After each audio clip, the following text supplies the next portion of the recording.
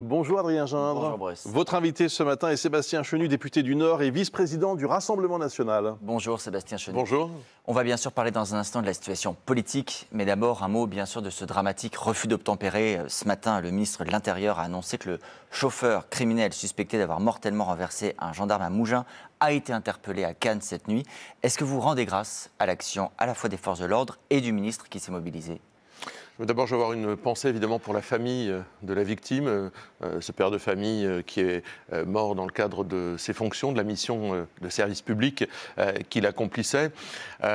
L'idée, c'est pas de rendre grâce. Moi, j'ai confiance dans la police de mon pays. Je sais que la police, la gendarmerie étaient largement mobilisées pour retrouver l'auteur. Ça va jusqu'à leur chef, le ministre de l'Intérieur ?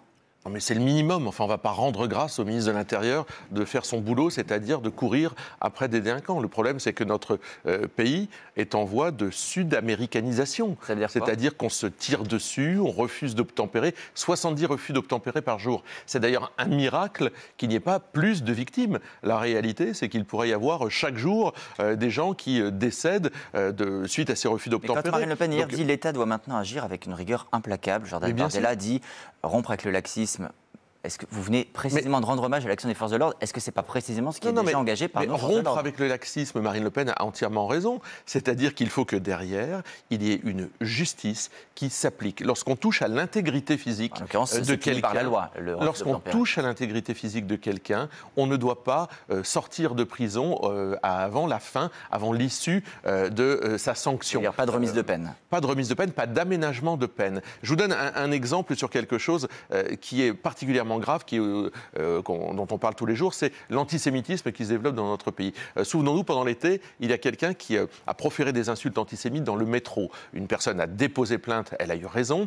La personne qui a proféré ces insultes antisémites sera jugée en 2025. Il faut que la justice s'applique immédiatement, rapidement, avec des sanctions qui soient adaptées et effectives. Le gouvernement n'a jamais dit le contraire. Non, il n'a jamais dit. Ah ben ça, pour dire des choses, la volonté de faire avancer les choses. Oui, d'accord. En 7 ans, le problème, c'est que, je viens de vous le démontrer, c'est que ça n'a pas avancé d'un pouce. Donc, si vous voulez, on voit bien que le garde des Sceaux, en particulier, n'a pas été à la hauteur durant toutes ces années. Il est probablement encore en place. On va encore nous dire un ministre démissionnaire, mais qui vient encore la ramener pour nous expliquer que tout va bien. Mais enfin, je veux dire, ils sont en échec sur la sécurité. Les chiffres de l'insécurité, vous parliez de Gérald Darmanin, ont été catastrophique cette année, dans tous les domaines. Donc je veux bien qu'on dise c'est formidable. Gérald Darmanin dit qu'il faut courir après les délinquants. Enfin, c'est le minimum qu'on attend d'un ministre de l'Intérieur, y compris démissionnaire. Il y aura de toute façon un nouveau gouvernement.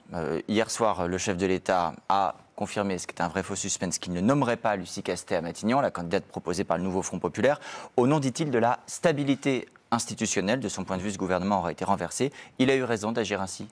Non mais je rebondis sur ce que vous dites au nom de la stabilité institutionnelle. Oui, enfin, c'est Emmanuel Macron qui met un bazar monumental en nous disant, rappelons-nous, il faut aller très vite au moment des élections législatives, ça ne peut pas attendre d'avoir dépassé, la dissolution ne peut pas attendre d'avoir dépassé les JO, il fallait à tout prix dissoudre après les élections européennes que le Rassemblement national avec Jordan Bardella a remporté très largement. Et puis là maintenant pour la stabilité, mais enfin...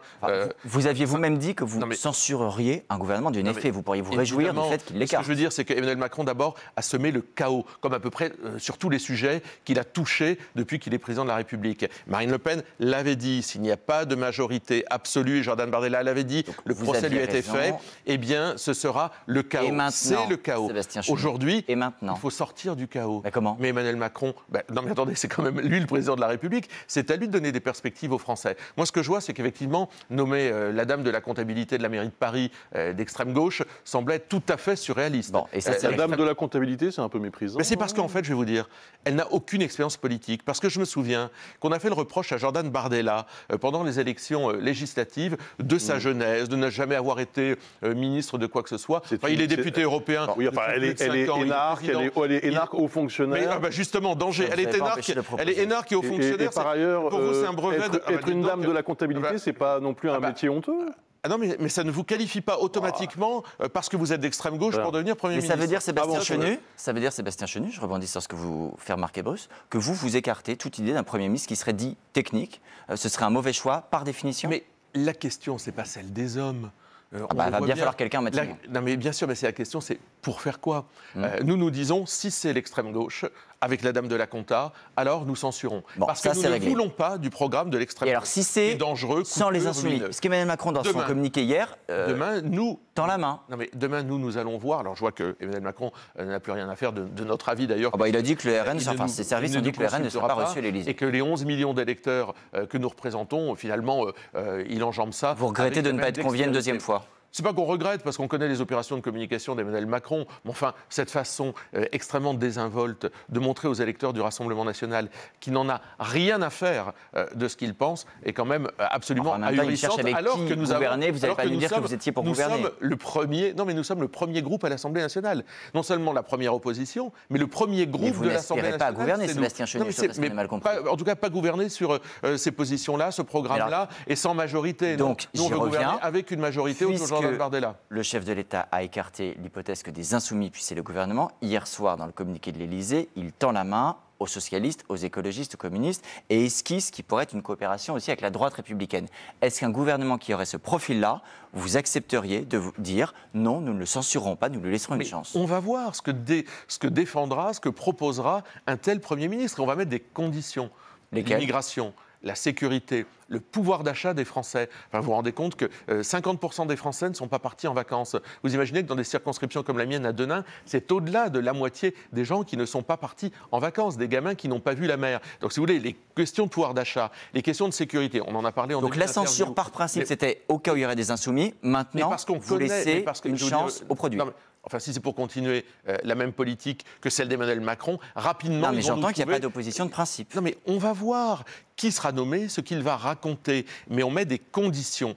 Et si ces conditions, évidemment, ne sont pas remplies, eh bien, nous censurons. Une personnalité... on pourrait dire un peu neutre, parce qu'un peu retiré du jeu politique depuis quelque temps. Il y a des noms qui circulent. Pierre Moscovici, M. Didier Migaud, Bernard Cazeneuve. Ce sont des gens Vous appelez ça des personnalités neutres? J'ai dit qu'ils sont retirés. Ils sont tous membres du Parti socialiste. Ils sont retirés de l'actualité politique récente. Est-ce que c'est quelque chose qui pourrait vous convenir? Pour faire quoi? Est-ce que c'est pour continuer la même politique qu'Emmanuel Macron? Est-ce qu'en fait, moi j'ai le sentiment, quand j'ai lu le communiqué d'Emmanuel Macron hier, que, rien n'est de sa faute, finalement, le rêve d'Emmanuel Macron, c'est le parti unique, c'est que de mettre tout le monde dans le même sac, ce qu'il a toujours essayé de faire, c'est-à-dire les Républicains, on a bien compris PS, que personne ne vous conviendrait. Ça, c'est normal, puisque vous êtes un opposant. Mais on est la première opposition. Mais je vous ai dit que ce n'était pas une question de personne. Mais après, il va bien falloir gouverner. C'est une question de choix politique. Il va falloir gouverner à un moment donné. C'est une question de choix politique. Est-ce qu'il y a un portrait robot qui pourrait vous convenir? Un Premier ministre qui s'attaque à l'immigration, qui s'attaque à l'insécurité et qui donne du pouvoir d'achat aux Français. Et vous avez quand même un nom, parce que vous dites que ce n'est pas une question de personne, il faudra quand même une personne à maintenir. Enfin, c'est pas nous qui allons nommer le Premier ministre, on est l'opposition. Et on veut dire on ne censure pas, Sébastien Chenu. On veut une autre politique. Donc on pose les conditions d'une autre politique. Si demain Emmanuel Macron dit « Ok, on fait une autre politique totalement opposée à ce qu'il a fait depuis 7 ans. On abroge la réforme des retraites. On va sur la hausse de 10% du salaire des Français en échange du gel des cotisations patronales. On s'attaque au chantier de la justice pour qu'elle ne soit plus aussi laxiste. » On en a parlé en début d'interview. Alors là, on commencera à dire, tiens, les choses sont intéressantes. Il a entendu le message. Portrait, c'est Jordan Bardella, quoi, en fait. Bah oui, puisqu'on milite pour non seulement avoir la majorité et à faire que nos idées soient au pouvoir. Ces idées, je vous le rappelle, elles ont été vainqueurs aux élections européennes et largement sollicitées au moment des élections législatives. Merci Sébastien Chenu. Merci Adrien Gindre.